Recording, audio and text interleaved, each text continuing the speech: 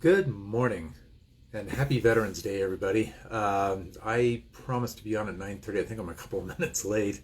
Honestly, the talk to text feature on my telephone leaves something to be desired, which upsets me considering that I went on ahead and bought the biggest whiz bang, newest 5G I could in anticipation of all that starting to happen and everything. Excuse me.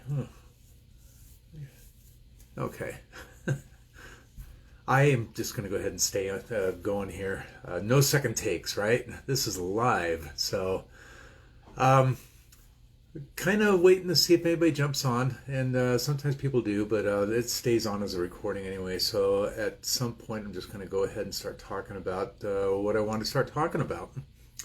First of all, of course, it is Veterans Day. And I am privileged and grateful to be able to pull out my VA card at Home Depot and uh, get a percentage off of my purchases. But honestly, I think this day is more for the heroes, the people that actually fought and were injured or didn't come home, um, at least not alive. And it's for those folks and for those folks that return from active duty. In forward areas, as it were, with some kind of traumatic stress disorder that results in, lifelong problem situations. One of the things that I like to do whenever this pops up, I see there's an annual day for remembering people with PTSD that brings awareness to the fact that there is an average of 22 suicides from combat veterans every single day, and that is 22 too many. And if there's anything I can do to stem that tide, I do support a local veterans homeless shelter with charitable dollars. But I think this is a good time to kind of stop, and if you do pray. It's kind of a good moment to do something like that, just a quiet moment to be thankful for the people that have done this so that the vast majority of us don't have to. I appreciate you. So, but I want to talk about the positive nature of the way I feel about the end of 2020, though I didn't put that very well. Here's the deal. Okay, it's been a crazy year. It's been a bad year for a lot of people, and I'm not insensitive to that. But I've also have had the great good fortune, and I am extremely grateful for having chosen a profession that is basically not only recession proof, but it seems to be infection proof as well. Because I was lucky, smart. I don't know the word. Fortuitous. Right place, right time. I made a decision to go virtual because I wanted to just be able to reach more people and work on my computer. I've worked hard physically in the past of my life, but I'm getting a little bit older, and I wanted to be able to do something, with the old noodle here, the melon, that I could be of service with and be able to do so from a chair. So it's something that I could do as I get older, and that's some but not all the motivation behind the genesis of Owings Tax and Accounting. Okay. But as luck would have it, this has been a virtual business since its inception 3.5 years ago, and this was a very good year to be running a virtual business. I had no slowdown. In fact, it's actually been the best year we've had, and I know quite a few of my clients. I know a number of you, I'd say at least half, are real estate agents or realtors or real estate investors of some sort. Because basically I go after you guys. I target you for my advertising campaigns. I like working with real estate agents. I like talking to you. I like what you do. And I used to be one for a few months. I actually got a license back in 1986. I was still actually stationed at Fort Carson, and I was trying to be a real estate agent, and I lost my only closing, so I kind of quit doing it. But got off on a little tangent there.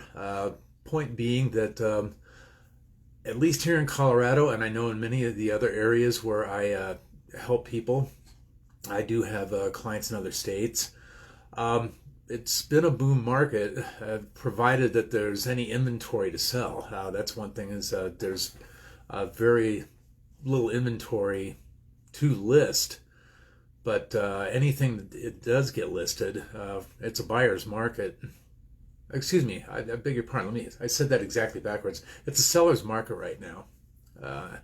One thing that's coming to mind is my next door neighbor put their house on the market and asked a pretty reasonable price for it. They were under contract in less than 48 hours. It just bam, like that. They had 20 showings, people walking around, parking cars all down the street. Didn't even have an open house. It's not necessary right now. As there's a feeding frenzy out there. So my point is this, for many of us entrepreneurs, by the grace of God, it's been a good year. And I believe that with November about half over and 6 or 7 weeks left in the year, the outlook is good for people that have been making it happen up to this point. There's no reason why I cannot continue to do so. And it's also a good time to take a look at your financials, whether or not you're using an accounting system or you're writing things down in an Excel spreadsheet, or my favorite thing, I do have had clients that write things down in one of those spiral notebooks, and I get like a smartphone picture of it and do taxes off of that. It's possible.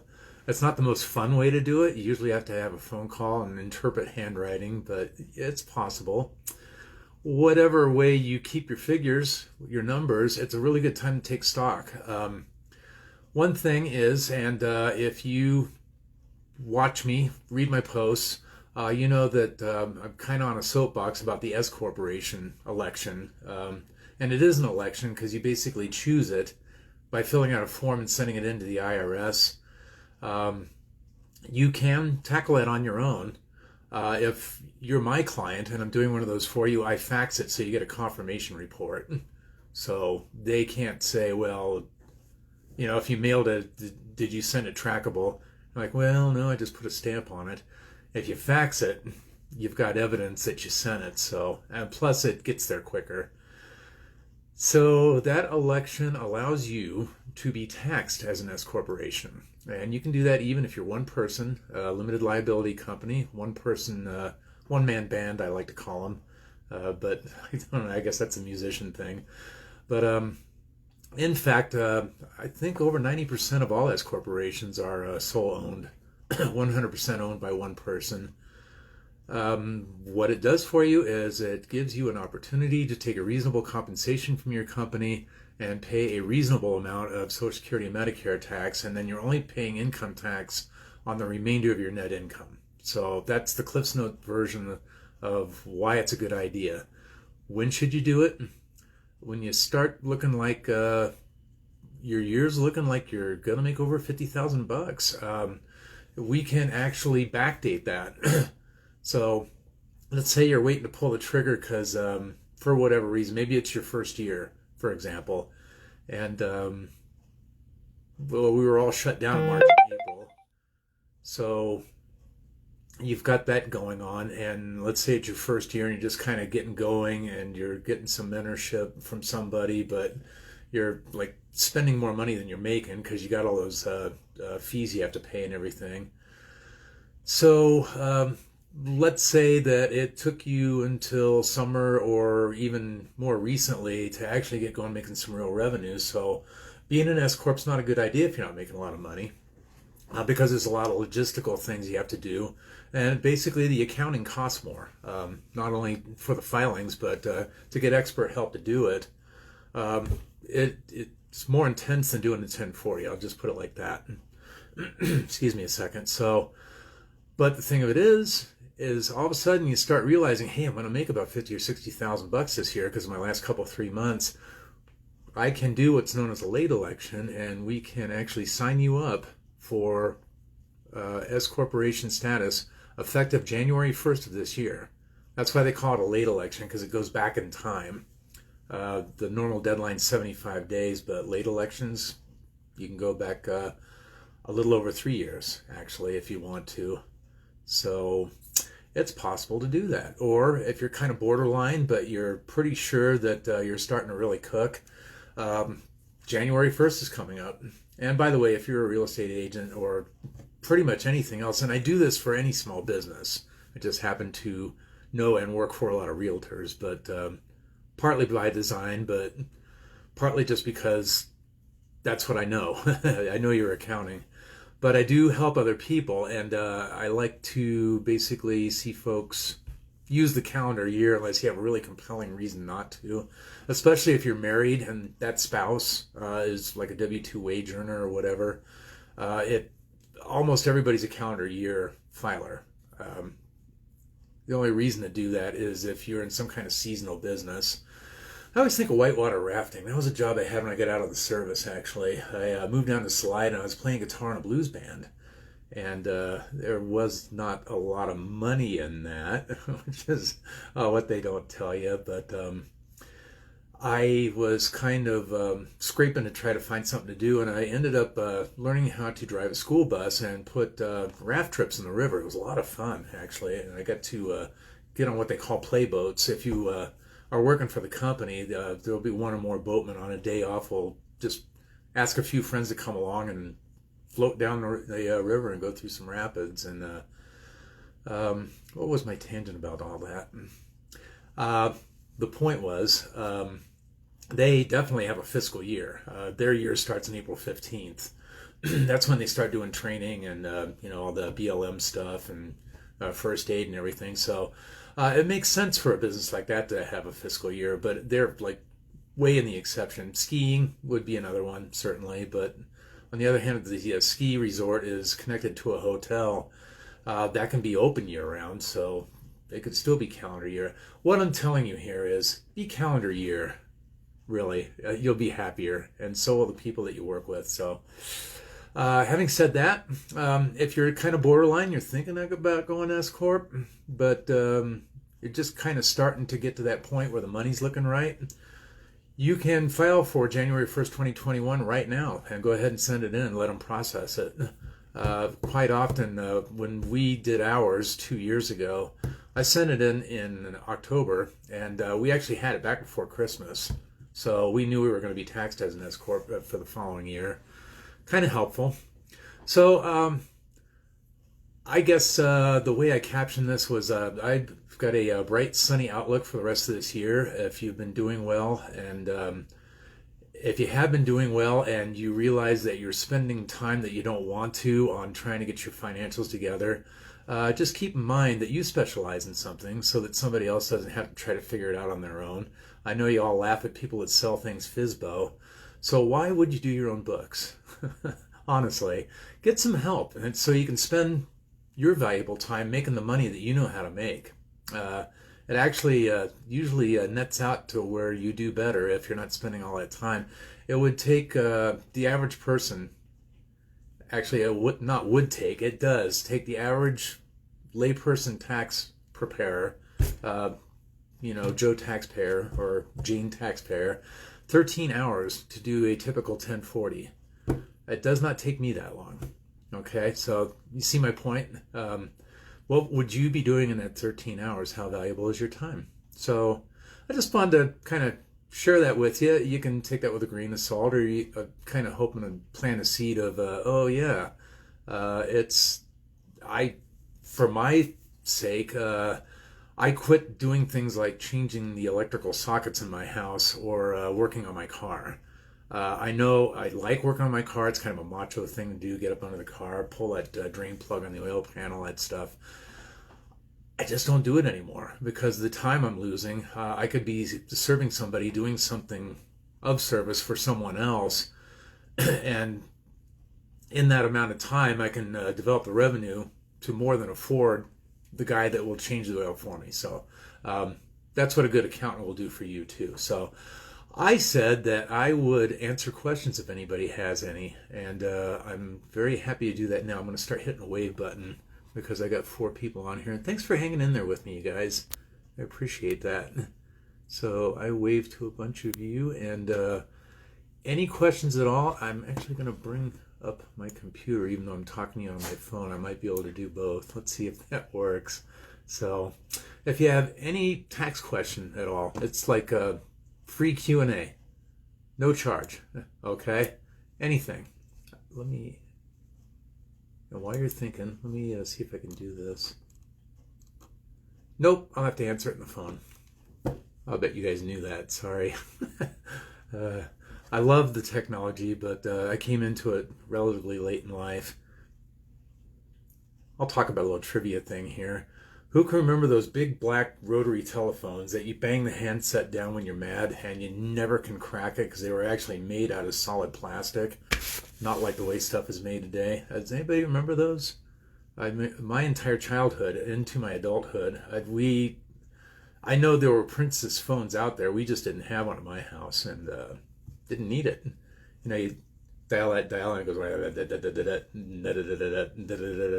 I still remember my childhood phone number. Who remembers their childhood phone number? If somebody doesn't ask a question here in the next minute or two, you can, of course, pop one in after I stop the recording as well, because I'm in my Facebook all the time. I just want to pop in, make an appearance, say hello, and kind of spread my message of sunshine, as it were. So I know that there's a lot of stuff in the news, and I'll close on this a little bit. I don't want to talk about it because everybody knows. My opinion is either going to be extremely agreeable or extremely disagreeable, depending on the polarizing effect of the news in question. But the thing is, we've been dealing with a lot between the political climate and the epidemiological climate. It's been a long, strange trip, as the Grateful Dead said.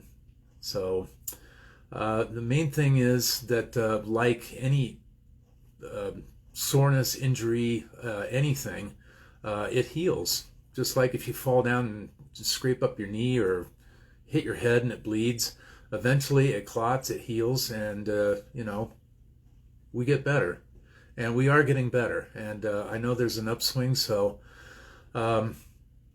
because I'm virtual, I'm not wearing a mask here, obviously, but it's been stated by enough people that I can respect and get behind that we could get through this a lot quicker if we did wear a mask whenever we went out, and I'm very happy to do that, and hope I can, by saying that, slightly influence the universe, as it were, even if you've drawn a strong opinion. So with that, I'm rambling. Nobody's asking any questions, so I'm really happy about you guys hanging in there with me.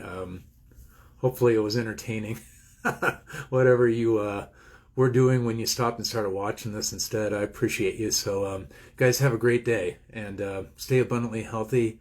And I kind of like to sign off with do something randomly kind for a stranger, okay? So we love you all. Take care, and we'll see you soon. Let's have a great last 6 weeks of the year, okay? Namaste. Bye for now.